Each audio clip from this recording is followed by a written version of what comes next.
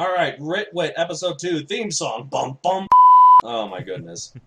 Welcome, fellow nerds, to episode 2 of the Writ Wit, the podcast where the pen is mightier than the sword, but the sword is mightier than the pencil, whatever that means. I'm Matthew Donald. And I'm Matt David, and let's get started. How have you been? Well, I have been enjoying readjusting to life. There have been some interesting things changing in my job, and so I haven't had as much time to think about my stories as I would like. But we'll talk a little bit more about that in a sec, because I'm sure that you'd like to update us on your writing projects. Right, yes, of course. So my story, Megazoic, quick elevator pitch for it, because apparently a complaint we've had for our last podcast is that we mention stories that we know, but our listeners might not. So Megazoic is my story about dinosaurs with sci-fi technology. There's more to it than that, but basically it's the two of them blended together in one awesome milkshake of goodness. I don't know. Anyway, it's just dinosaurs and sci-fi based. It's a dinosaur sci-fi. But anyways, I'm at the climax of the first book right now, and so I'm really getting close to finishing it. So I'm pretty excited about that. I think once I'm done, I'm going to try and figure out how to self-publish it on Amazon. I've already got a bunch of people at my other work because I have a job and I got to support myself somehow. This podcast doesn't do it quite enough for me. Not yet, anyway. Always nice to have some feedback, too. Absolutely. I know that all too well, and you have made fun of me for needing feedback quite often. If you're writing, the idea is that you're doing it because you enjoy it, right? Right. Which brings me to our next segment. What have we ripped off lately? Yes, because remember, all writing is a ripoff of something else, so that's what we mean. Okay. Well, I haven't really read a lot of books lately, but in terms of movies, I did watch Batman v Superman the other day. It was, as someone who is a fan of Man of Steel, as I mentioned in the last podcast, I was really looking forward to it. And I've heard some reviews that were like, oh, I didn't particularly care for it, but if you like Man of Steel, you'll like this movie. So I'm like, okay, I'll go into it expecting that. It wasn't very good. I was pretty disappointed. There were some good parts of it, but I just thought it was a mess. And there was too much that didn't work. And I was really disappointed. But what can you do? Movies are just movies at the end of the day. Absolutely. And just to be our usual reminder, listeners, that if you listen to this, listen judiciously if you don't like spoilers. Did I spoil anything there accidentally? No, you didn't. I'm just okay. Putting that warning in case. Because, spoiler alert, Superman is actually Superboy. Plot twist. No, not really. I had a feeling. Just in time for April Fools. Thank you. Yes, today is April Fool's. Well, for me, anyways. For you over in Japan, it's thankfully long past. It's been a while. But anyways, I haven't really been ripping off too much lately as far as writing because of reasons I talked about earlier, but I have had a chance to read a lot lately. I recently revisited the United States, where, of course, my family is, and I got to see some of my friends, including... You're not Japanese. I'm sure a lot of people are wondering that you're Japanese. You're not Japanese. Surely I am Japanese. Yes, I am. Oh, my goodness. Anyway. You know, you can get away with that by not sounding racist because you're surrounded by Japanese people. All right. Anyways. I brought back some books because it had been one of the things that I noticed that I was lacking. I just didn't have something to do in that moments of free time, and so I brought back some books. And the books that I'm currently reading are very popular in the United States, but they were originally from England, and that is the Chronicles of Narnia. I managed to get through the first 5 books in less than a week, and I worked on the 6th a little bit last night, but I have not finished that yet. So I've been doing a lot of reading that again. It took you a week to get through 5 books. It took you 4 days to get through 7 Harry Potter books last year. Remember that I didn't have as much chance to read the Narnia books as I did Harry Potter in that setting. I guess that's true. But so, I just thought it was anyways, yes, it is kind of funny. But that's the thing that I've been reading a lot lately. And of course, for those of you who didn't know, Clive Staples Lewis, C.S. Lewis, those are the only children's books. I didn't realize that's what C.S. stood for. I feel like a terrible English major. So what kind of middle name is Staples? Yeah, I feel like that's a terrible name to give a child, but moving on. But it's interesting because, like, you can tell his normal style is for adults because there are lots of things in there that are worded in ways that would seem very friendly to adults, or at least, formally British educated children, which is a little bit more formal than most American education settings that I'm aware of, and several in Japan that I've seen. So that's the thing that's been really on my mind lately. So I may end up talking about it some more, because today we're talking about a very important topic between any character of your books. You want to elaborate on that, MacDonald? Well, yes, exactly, I do, because so Batman v Superman, the V signals their relationship. The whole movie, well, not really, but there's, like I said, it's a mess. But the gist of the movie is about Batman and Superman's relationship. So this week, we're going to talk about relationships, not because of Batman v Superman, but I would hope not. But I haven't seen it. Yep, but you probably will at some point, and you'll probably like it. Like, that's fine by me. Yeah. Anyone can have whatever opinion they want. But anyways, so. Unless it's yours, and then it's wrong. You're definitely true about that. I never have the right opinion. But anyways, so writing about more relationships. Referring to the listeners. Right, yeah. Relationships between characters can be very important. Now, your story doesn't need it. There are definitely a lot of stories where a guy's all by his lonesome. Those are very, very difficult to write, and we're not getting into that right now. We're not nearly that good for writers. But relationships between characters can help a reader tell who they should be rooting for, who they should like, give them an emotional attachment to the characters, like guide readers along to knowing like how everyone feels about each other. It's a very useful tool for a writer, and we're going to talk about a lot of different kinds of relationships. We're talking like friendly, camaraderie, enemy, romantic. We'll have to get to that, unfortunately. We'll do our best. We will do our best as two single guys who will never get married and have each had only one girlfriend. That said, we've had a romantic relationship, so we each have had one. No experience. Yep. But anyways, the first thing that probably would be very helpful is just to make the blanket statement that generally an author is trying to make you care about the protagonist, the main character. Mm-hmm. And the idea is that you can relate to that character. But the beauty of literature is that you see multiple characters, and so if you don't see yourself in that protagonist, then theoretically you'll see part of yourself in the supporting cast. So the first type of relationships that we're going to start with today is just, the basic friend relationship. Kind of like we put up with each other, there's a reason we do that. Some say you and I are friends. I don't know if they're right. I'm not sure. We haven't figured that out. It's been a long 12, 15 years later. It's been about 17 at this point. 17 at this point? I'm thinking about just getting rid of you. I think I have a It's kind of like a pet. I think it's time to go. I have a hit squad that I just need to give the order to. Oh, wait, did I say that out loud? All right. But yes, I mean, there are some tricky things to navigate when you come to just writing a basic relationship. Obviously, every relationship has their inside jokes, Mm-hmm. like people who have shared experiences that no one else knows. Mm-hmm. So no one else understands. I mean, that was the source of the complaint for our pilot episode on the podcast, because we were talking about things that we both knew very well, but if you didn't know us, you would have no idea. Right. So how can you realistically represent those bonding moments? And not have your reader be like our complainer from our last podcast to be like, I don't know these people.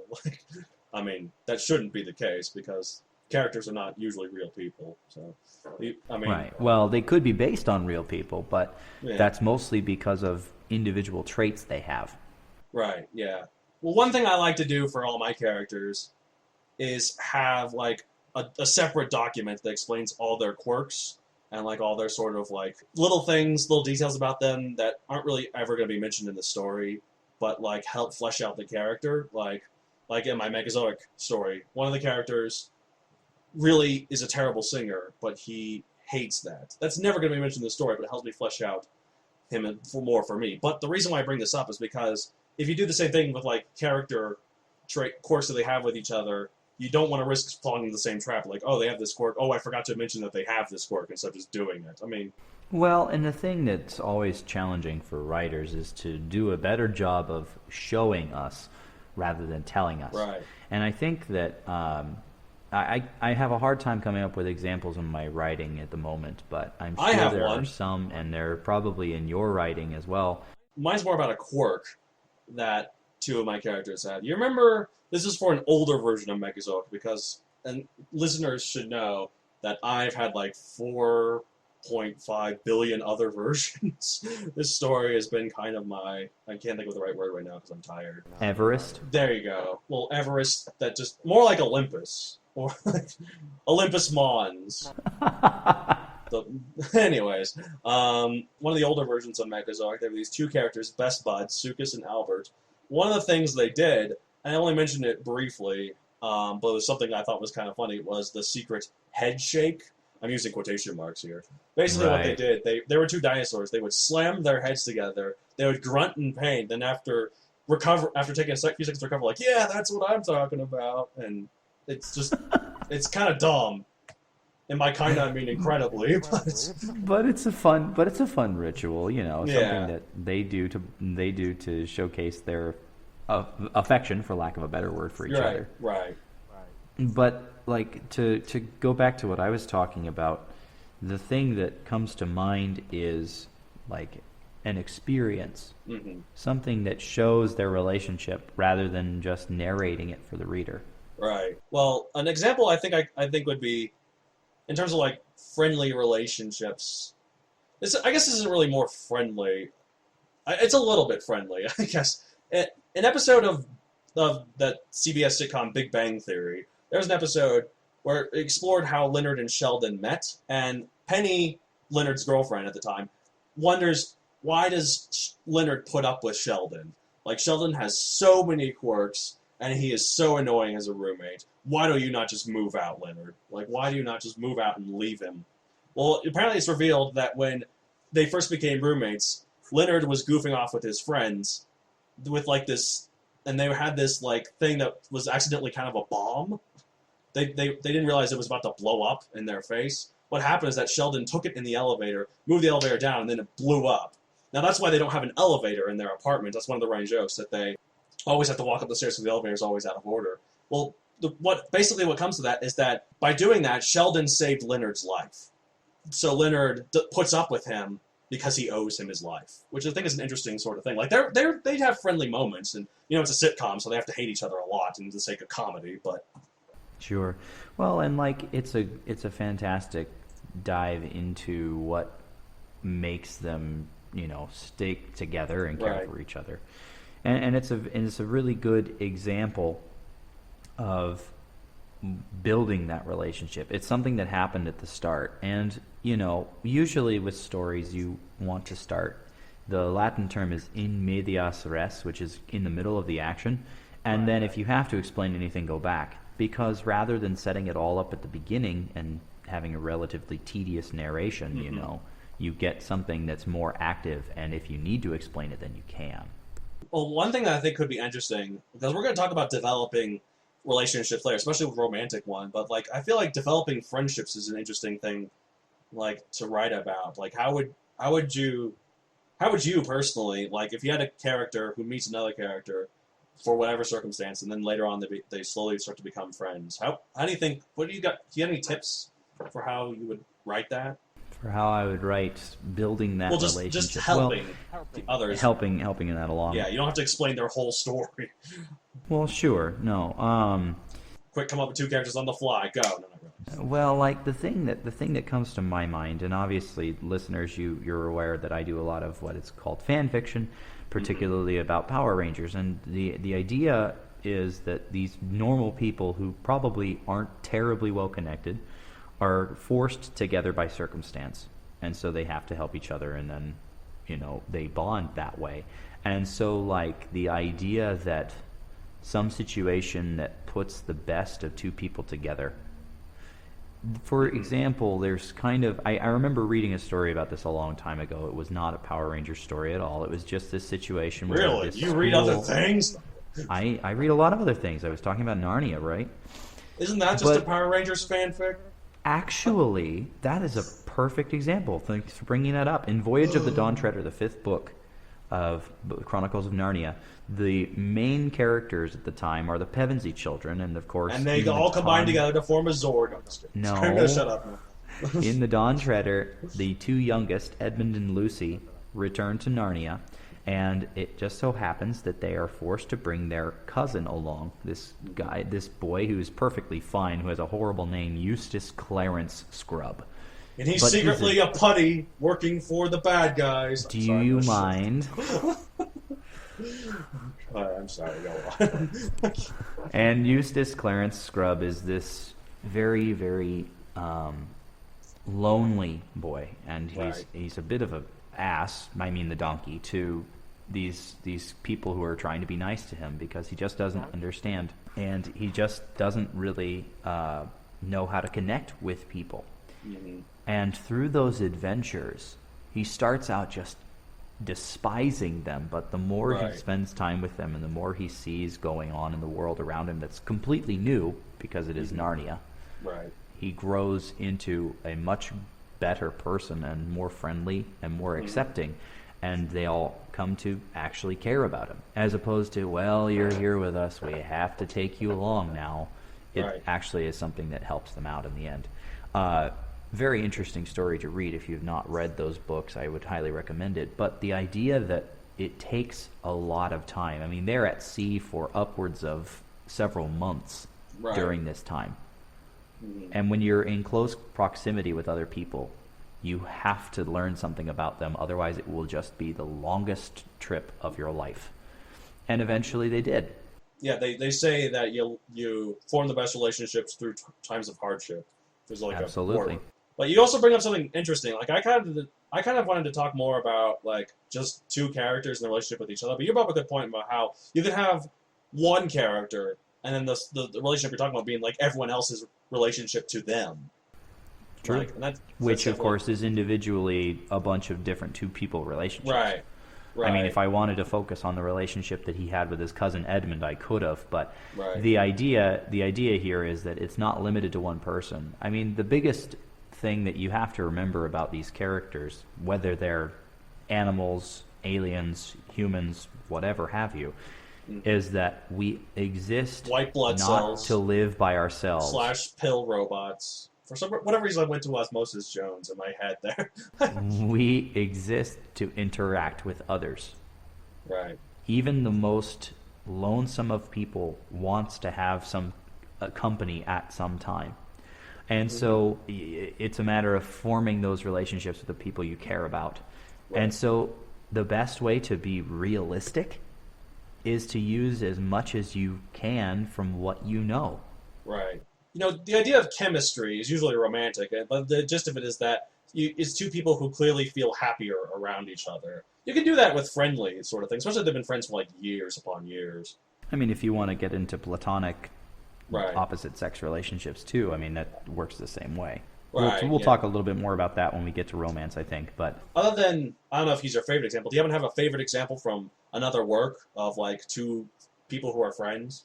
And like how you look at Gimli and Legolas, an elf and a dwarf, two factions that stereotypically hate each other, but they grow to care about each other through the times they fight with each other, and they learn the best parts about what the other brings. I mean, yeah, I keep going to the example of battle because that's trial by fire idea is the best place to find those blossoming connections. But you know, even in times of peace, there are ways to connect with other people. There's this one line at the end of Return of the King. At one point at the end, when they're about to fight at the Black Gate while distracting Sauron and the Eye from Frodo when he's sneaking up, they're about to fight the orcs there's like thousands of them, and then Gimli's like, I never thought I'd die being side by side with an elf, and then Legolas is like, what about side by side with a friend? And then Gimli looks at him and is like, I could do that.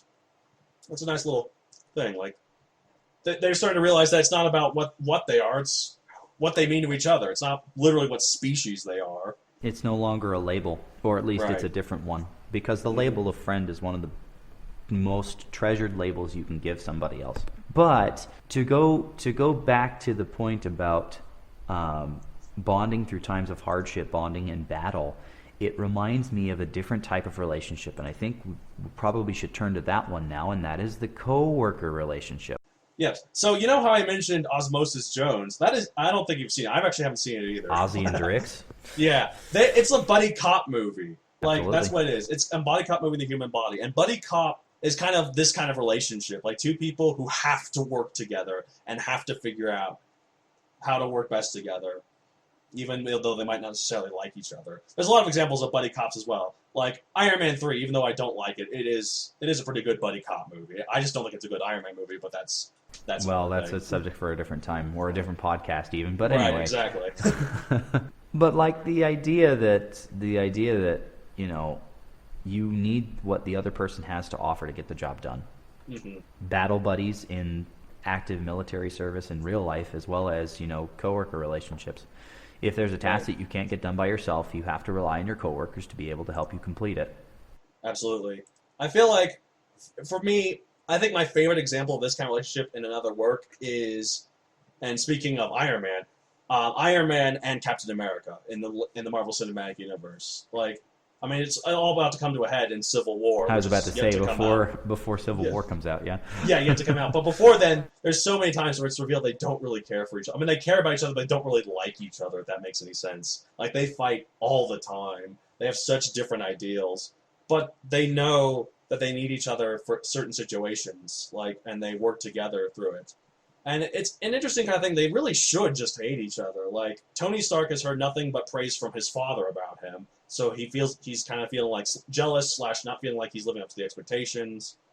And on Cap's side, he's such an idealist who sees the best in people and also tries to help other people, while he sees Tony Stark as nothing but a narcissist, which he is, but he's a narcissist with a heart of gold. Tony does a very good job of creating his own enemies, and that's more people for Cap to have to fight. But the thing about Obadiah, Ultron, to throw out there the idea behind a super team. The guy he left behind on the roof. Sorry, go on.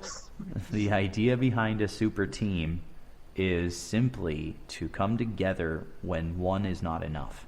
That is the basis of the Justice League, the basis of the Avengers, to use two of the more famous ones.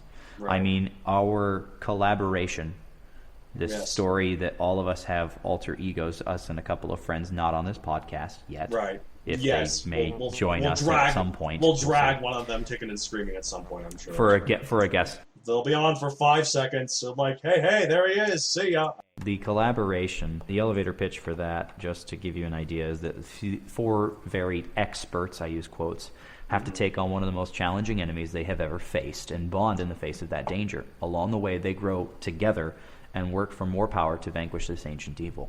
Right. The reason I think it's perfect to bring that up is because, it's a super team that's created because one is not enough. Absolutely. Which you see far more in battle or in comic books, especially those of the superhero genre, than you would in most other works of fiction. But, it can happen more domestic ways as well. Like, I don't have much of a problem with this at my current job, but one of my older jobs was a coffee corner barista at my college. And there were several times where I had a coworker that I did not care for. Like, they were either really snotty, that we didn't have a lot in common, so we couldn't talk about anything when there wasn't anyone there. Not much, but we still focused to make sure we got the job done, because what we were trying to do was something bigger than either of us. Now, by that I mean just making sure that the store's taken care of, the customer's taken care of. But that's basically what it comes down to. Like, usually when you have people who don't really necessarily care for each other but have to work together, it's because they recognize that what they're fighting for is something bigger than either of them, and something that they don't have. It's bigger than how they feel about each other. Absolutely. And especially in the face of getting some task accomplished. I mean, especially in the restaurant setting or a coffee shop setting, you're hired to get the job done. Mm-hmm. And that means using whatever you can, and if you can't do it by yourself, then using the other people that are there to do the same thing. Mm-hmm. And so, I always look at this from the perspective of, I want my characters to progress from that workman relationship to a friend relationship, especially in my fanfics. So the idea of these characters progressing from a less friendly bond to one that is more friendly, to the point where you appreciate them and actually care about them. as opposed to I don't like you, but I'll put up with you as far as I need you kind of thing. Although that would be a very interesting villain Absolutely. idea. We'll talk a little bit more about that too, I'm pretty sure. Yeah. Or do you just want to use that to segue into it? No, not quite yet, because I have something else to say. Like, I feel like, especially depending how long two people who work together who might necessarily like each other, who go through continuous things that could just destroy both of them, eventually they'll form some form of appreciation for each other. It could go the other way, like Civil War. Like, usually when two characters are fighting on the same side but don't like each other, they'll eventually grow to like each other because they've been through so much together. But sometimes it can go the other way, where, like, they just snap. And I feel that's what Civil War is doing. But I feel like it's very difficult to say that two people who are fighting alongside each other but don't like each other, it's not going to stay that way. Like, they're not going to stay on the same side but just sort of not liking each other for too long. Kind of like the friends with benefits thing, you know. I mean, I use this as a serious example, though, because, like, the friends with benefits model is that you get the joys of being an adult with that other person, yet you don't want to commit to anything. And then inevitably one of them will start committing. That's how the plot of every friends with benefits relationship. Right, something's got to give. And so which the makes idea me wonder why people even started. But well, and it's mostly probably for the benefit of benefits. Friends are like jobs. The best ones have benefits. Oh, wow. I'm sorry. I can't believe you just said that. Anyway. All right, go on. The point being that with a work relationship, there are two things to remember. Number one is, if you're only working with them in that environment, you appreciate them for what they bring to that environment, but it's harder to appreciate them as a person or a character in this case. So the other thing is, where the relationship is built is outside of the workplace. And if you come to that realization, if you come to that experience, you can start making that transition from coworker to friend. And Absolutely. I know that in my old job, I used to work at a fast food restaurant as a cashier. I did that with a lot of my coworkers, even though I didn't spend too much time with them outside of work, just because I had a bunch of other things to do. Well, that's why I feel like one of the most praised scenes in another Avengers movie, Age of Ultron, was that scene near the beginning where they're all having a party and just goofing off. Because that showed them bonding outside of avenging, you know? Right, and you have to have something like that. Because remember, everybody needs interaction, and you want it to be positive interaction that you'll remember well. I really particularly liked the attempts to grab Mjolnir. But anyway, I think it's about time that we move on to the less fun variety of relationships, or maybe they're more fun to write because you get to deal with the antagonist. Two characters who don't like each other. Sometimes this is a simple domestic situation like a bully and the person he is picking on. Right. Or maybe it's some evil overlord and his hero, to use examples that we talk about. I definitely feel like as a writer, you need to figure out how to keep both the character and the audience feeling tense whenever this character shows up. Like, when this other person shows up. Like, a good example that I want to use is in Harry Potter. Every time Draco Malfoy showed up, like, the point of the readers just go like, ugh, him again, which is exactly what J.K. Rowling intended. And it's exactly how Harry feels as well most of the time. So it's really good, like, how she writes it. Like, you can just feel as soon as he comes in, like, all the hatred from him to Harry. Like, even, it's more out of jealousy, but because, you know, he's the boy who lived, he's the guy who's the famous one with the scar and such. And he got spurned by Harry at the beginning, too. Right, absolutely. Yeah, I mean, I want to talk more about another Harry Potter relationship later, but I feel like we should keep going more about how to write sort of like that kind of relationship where two people just hate each other. Well, you know, I think that it has a lot to do with creating a personality conflict.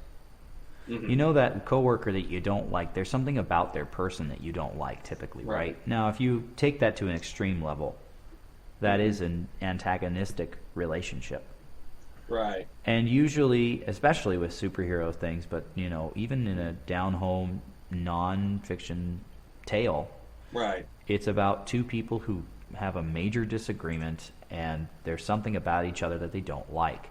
Now, how to make that believable? Well, I guess it depends on what your character idolizes. No, that's not right. I'm coming up with the wrong words. I'm sorry, but hopefully you know what I'm trying to say. I think I've got a general idea, basic. Oh, thanks. That's so encouraging. Okay.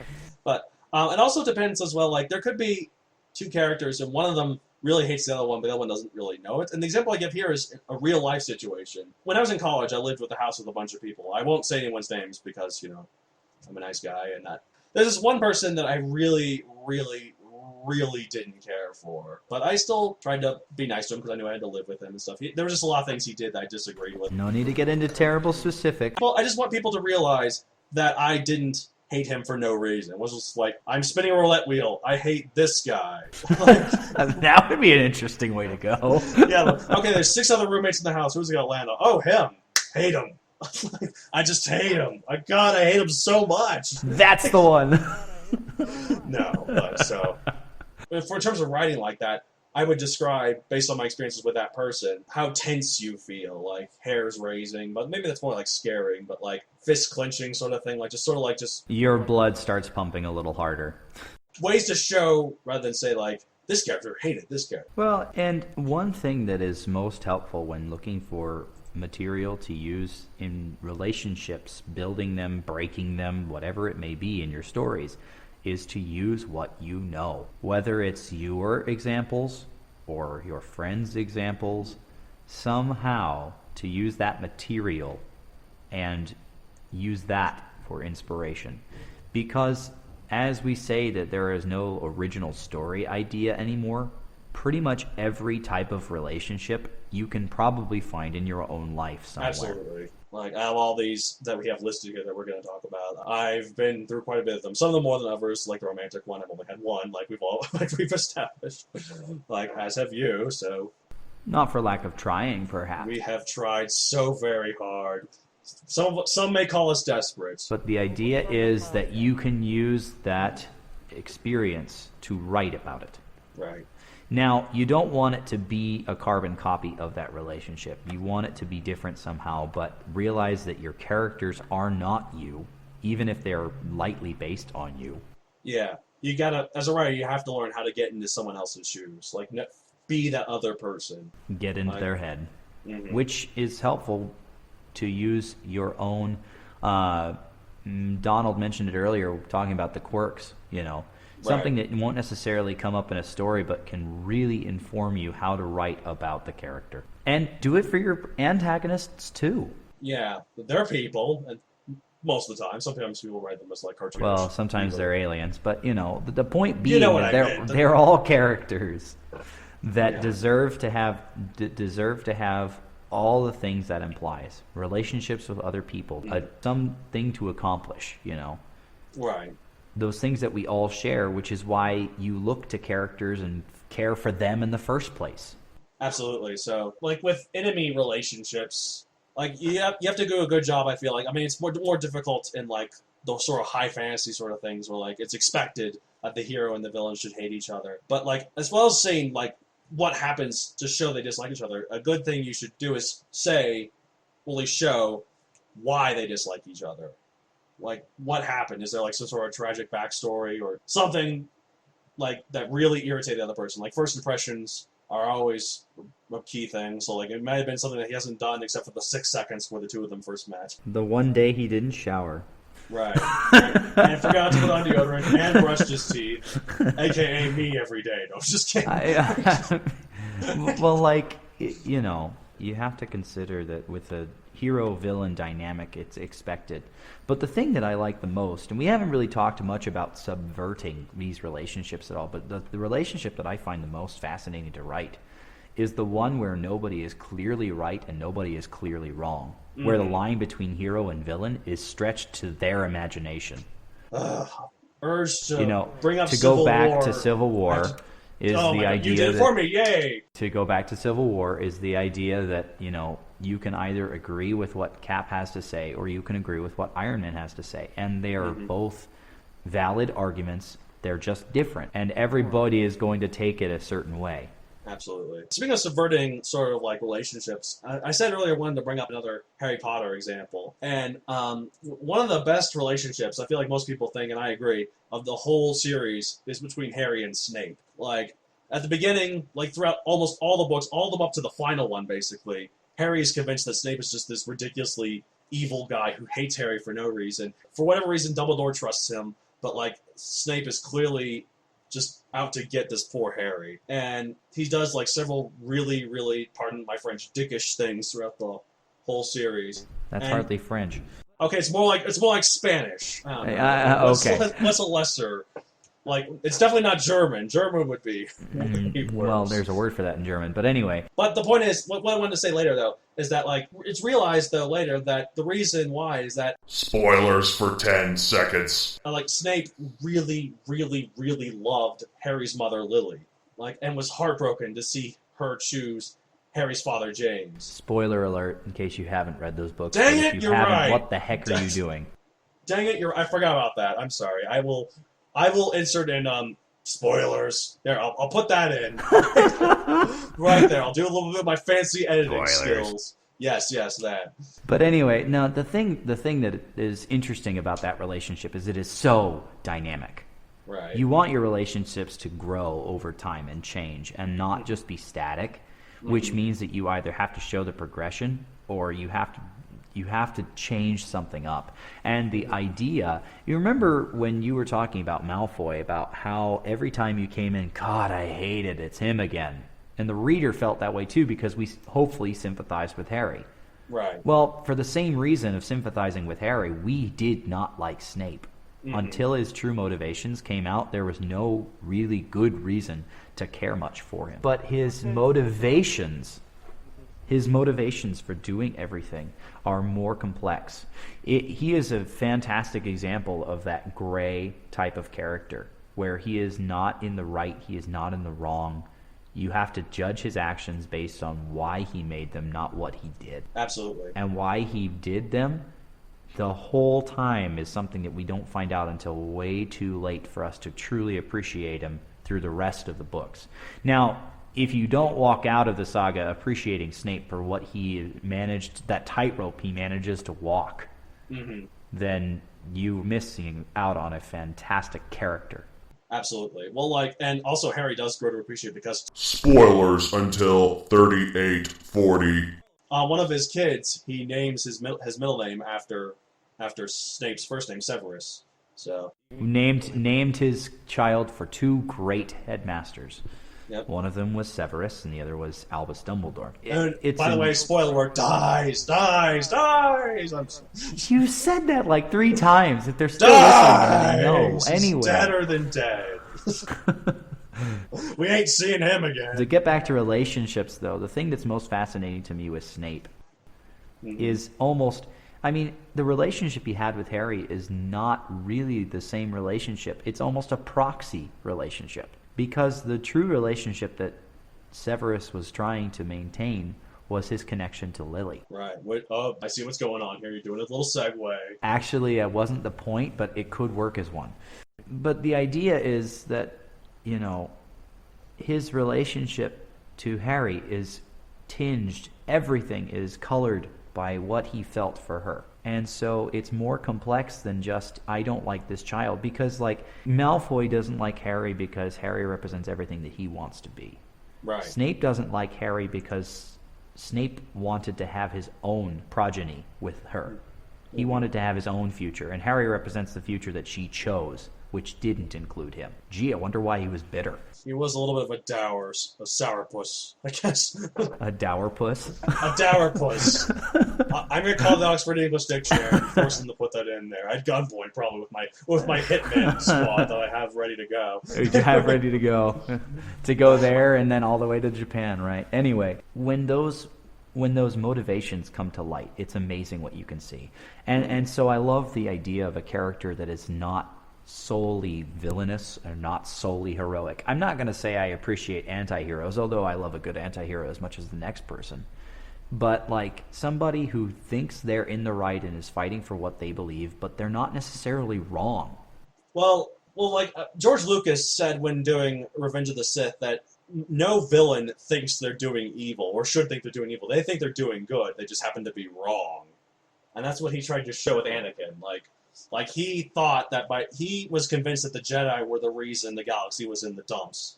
and he wanted to have a safe future with his wife and their new kid. So he figured, well, I gotta get. Well, yeah, that's right. At the time, he didn't know at the those time. things.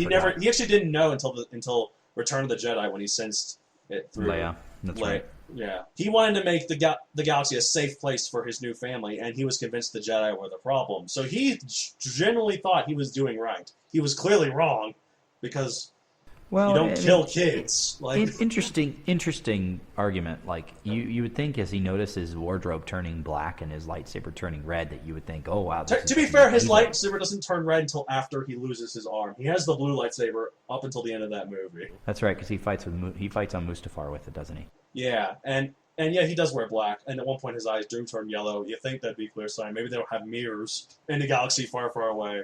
Here's the thing, though. Color is not a way to associate with evil. Mm-hmm. To go back to your current version of Megazoic, you know, the idea that you're switching the trope on its head, this cliched idea of the Empire is evil. Right. Yeah, because like in my story, the main good faction is the Laurasian Empire, and the main evil faction is the Turanian Kingdom.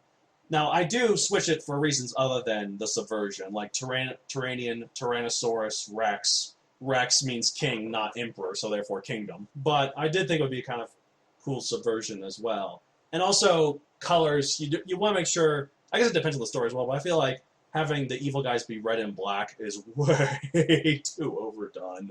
Like, and here's the thing, you know, you have to make a decision, and whatever that decision is, the hope is that you keep it consistent, because you know it'd be cool to see somebody who is like green be a main villain. Sickly green is kind of, I don't know about sickly green, but like I think a healthy, fun green that I like a green I really appreciate looking at, and then that being the villain, because it's not. Do you happen to remember overused colors of red and black? And do you happen to remember, speaking of old animated movies from the early 2000s, do you like Osmosis Jones? Do you happen to remember Titan AE at all? The villain, I don't know if you ever saw it, but like the villains in that were these aliens called, I'm about to say the Drax. I was just thinking of Guardians of the Galaxy / Drix from Osmosis Jones. The Dredge is what they were. That's what they were called, and they were blue, but they looked really evil. They looked really advanced, and it was really cool. I've never really seen blue. They're kind of like the sickly green version of blue, but it was really interesting. We're getting a little bit waylaid from our topic of that's not about relationships here. Yeah, so I'm gonna, but it's a good point. I think that the last kind of frontier for relationships, and perhaps the most difficult one for us, personally, not just because of our lack of experience, but is the romantic relationship. It's difficult for everyone, like, because it's really a hard thing to understand. Well, relationships take work, and love doesn't make sense. It doesn't. People fall in love with idiots all the time. There are these amazingly gorgeous women who fall for these. Either they fall for the complete jerk, or this person that, like, how in the world did they fall in love for that loser? And yet sometimes it works out. Like, it's not like that when people fall in love with idiots, it always ends in failure. Like, sometimes it just happens to work, and so that's why it's difficult. It's hard to define. So you have to make it believable. You have to make something that isn't really believable to begin with believable. Well, and there's an organic way to do that, too. It's called time. A lot of things with these relationships, we haven't mentioned this, but especially in the case of romance, you don't have to have it all happen on screen, but you do need to have some.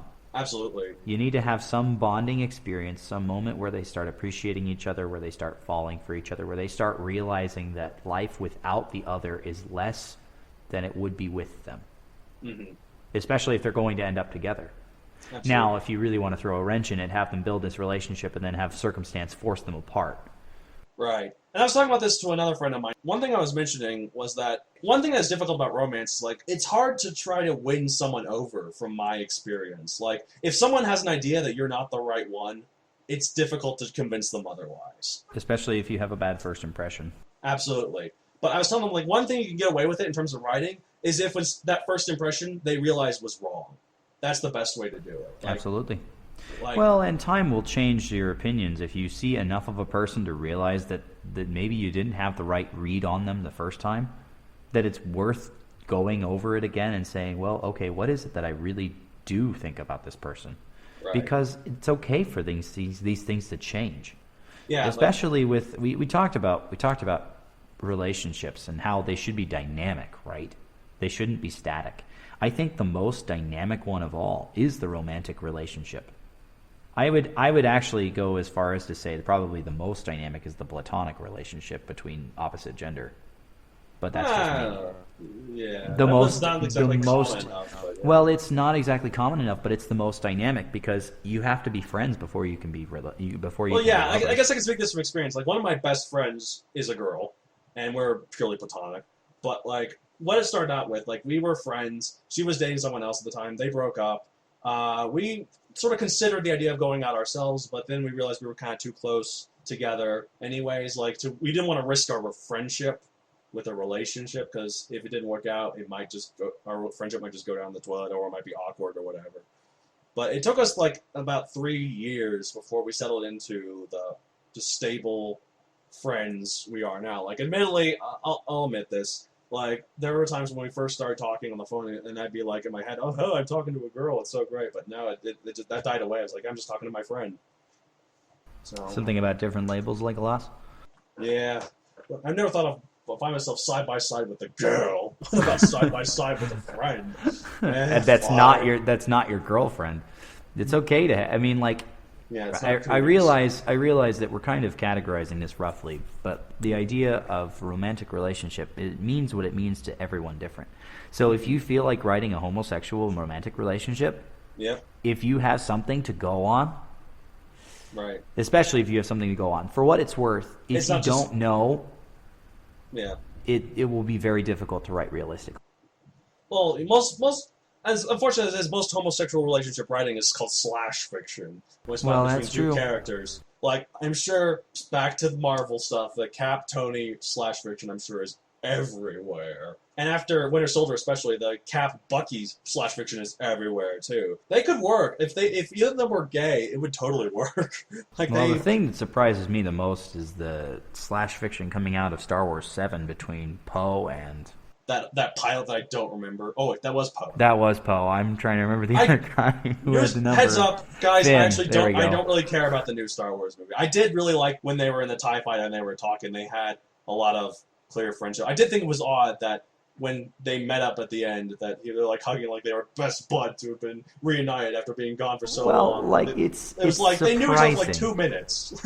It's surprising, you know. Well, again, that's the whole I went through life and death with you. And I guess it could be argued, like, for him especially, for Finn, like, this was a very important 2 minutes of his life. He was leaving the life he had known for his whole life behind, and with this guy. And it could be argued in post case, he's just a really friendly guy. I guess that could be the way it is. Anyhow, I mean, the thing that we're not spending too much time on here, because we're kind of running a little low on time, but the thing that deserves to be said is that these relationships can take so many forms, particularly the romantic relationship, you know. Right. If you have experience with it, don't be afraid to write about it, because if you know it, you're the best advocate for it. And also, though, at the same time, don't be afraid to experiment. Just know that when you experiment, it won't always work out. You're not going to please everybody, right. So don't worry about pleasing them. Do it for you because you want to do it, as with writing as a whole. But especially with these romantic relationships, you know, they take careful time to craft, more than any of these other relationships. Like the hero-villain, it's bound to happen, especially in stories where they're conflict is what drives a story forward. That's one of the prime conflicts. Right, the conflicts. And if you talk about friend relationships, those develop throughout the story. Naturally, because they're spending time with each other, because you get to know the characters better and they get to know each other better as well. But the romantic relationship takes a decent amount of careful planning. However, it can take whatever form you want it to. Absolutely. And there will be people who agree with you. There will be people who don't agree with you. And that's why there are so many slash fics out there. Shipping wars, if you want to go there too. But ship-to-ship combat. Yeah, right. But the thing is that, as with anything in writing, you want to do more showing than telling. Right. You don't need to tell us over the with an anvil over the head. Oh, by the way, they went on and had 7 children and 25 grandchildren. And Well, an example I give, and one thing I want to talk about wasn't just not just about developing characters who slowly fall in love. One thing I want to talk about was showing characters who are already together, showing how they're still in love with each other in subtle ways. Example I bring up for this, I just recently watched this with my family. They hadn't seen it yet. How to Train Your Dragon 2. Spoiler alert for the first one, in case you care. Hiccup and Astrid, the 2 main characters, end up together at the end. I guess no one's really surprised. But, I shouldn't be, but I haven't seen it, so it was a spoiler for me. Anyway, go on. It amazes me what you have and haven't seen, but most of the time what you haven't seen. It never amazes me what you have seen. All right, go ahead. I'm at the point it's amazing that if you ever have seen. Go ahead and make your point. Anyways, in How to Train Your Dragon 2, the 2 of them are still together. It's 5 years later. They're clearly still in love, but they only kiss twice, and one of them was on the cheek. But you can just tell because through very subtle sort of things, there's an instance where he's mapping out this map that he's on when he flew around with his dragon. She flies in, and while they're talking about something else, he hands her a piece of parchment to expand the map, and she immediately gets onto it. But they're talking about something else, but they just sort of know that that's what they were doing. And then there's one point where she fixes a braid on the back of his head, and he lets out this really subtle smile behind him. Remember the whole inside joke thing that I was talking about earlier with platonic, usually friend relationships? Right. The idea that you just start to read each other well. You start to know what the other is thinking. And especially with comrades is really helpful. But that's a perfect example of that idea that we've known each other for so long. Even if I'm not talking about it, if I give you this is what I'm expecting you to do. Mm-hmm. And an unspoken thank you as well. Right. But the thing about romantic relationships, and this is a pro tip for life, not just actually writing. But if you get in a relationship, guys, consider that you need to keep pursuing. Right. It's not about winning the gal and then all of a sudden it's over and done. Yeah, no, it's not like you've won her. Yeah, no. Now she's yours forever. It never works that way. We interrupt the Writ Wits to bring you a life lesson part of the podcast. But the idea is this. It should be the same in your stories. They can't be so blatantly obvious, but there's got to be something so the reader sees why they care for each other. Mm-hmm. Unless you purposely are writing it to the point where they're going to end. The breakup, the divorce, which is another relationship that probably we don't have time to cover. I mean, there are so many other relationships out there that we don't have much experience with. We tried to categorize them into the most popular 4, and so I hope we did a good job of that. Yeah, and I think what you should all take from this is that make your characters people. And people have relationships, and they have all different kinds of relationships. Good, bad, mediocre, lovey-dovey, hate, friendly, work comrades, or thing that you got every character is the center of some web, and the web is all connected in a bunch of different ways. The idea no man is an island. Right. Use what you know. Don't be afraid to experiment, but make sure it's something that you have some idea about, because that will be so much easier to write.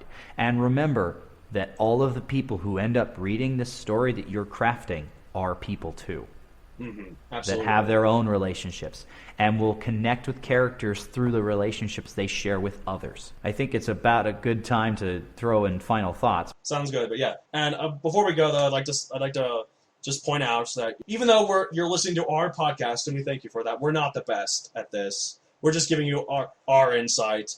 We're just giving you how we feel about it and our examples of what we enjoy from it. You should just think about what we're saying. Don't use it as this is how it has to be. Just it's not the be-all, end-all. Obviously, we didn't talk about enough for it to be the be-all, end-all anyway. We are better than you. An hour, so yeah. But we are better than you. We are still better than you. That's one thing to keep in mind. The thing that I want to say, though, as far as the last thing I have to say about relationships is that, treasure the relationships that you have and use those as models to tell good relationships in your stories. Absolutely. The best writing comes from I've lost track. I think the best writing comes from something you know well. Yes, that from your why own was it personal so hard for me experience. to think that I must be really tired? We probably should end this. Okay. However, as life goes on, just remember that if you keep doing this long enough, it's for yourself. Do it for yourself, but hey, do it for your characters. Yep, So their relationships are worth your time. Absolutely. Something not related to writing as a final thought. Absolutely. More as a kind of send off, if you will. I was thinking about this earlier, and it actually has it's a lesson that I wrote in one of my other works, and I may tell you about it in a different episode. But of course. Essentially, it is this: the past is over and gone. The future is not guaranteed, but today is a gift, which is why we call it the present. The present. Bum, bum, bum. Good stuff. That's better than my saying, which is life is meaningless and death is inevitable, so screw everything. The only constants are death, change, and taxes, right? Yeah. And you, apparently. You're stuck with me, and I hate that. Oh, I'm stuck with you? I'm going to send that hit Something squad at hit going. squad? I know. I'm really close. My finger's hovering over the button right now. I see. All right, anyways, well, I have a thank you couple for days listening, to wait everyone. for them. But thanks for listening to us two twits talk about writing on the Writ Wit. Yep. And we'll All right, see you next time. Episode 3. Be there. And that's Or it. be square? Yeah, sure, why not? See you I guys. don't know. All right, thanks so much for listening. This is Matt David. This is Matt Donald. Signing off.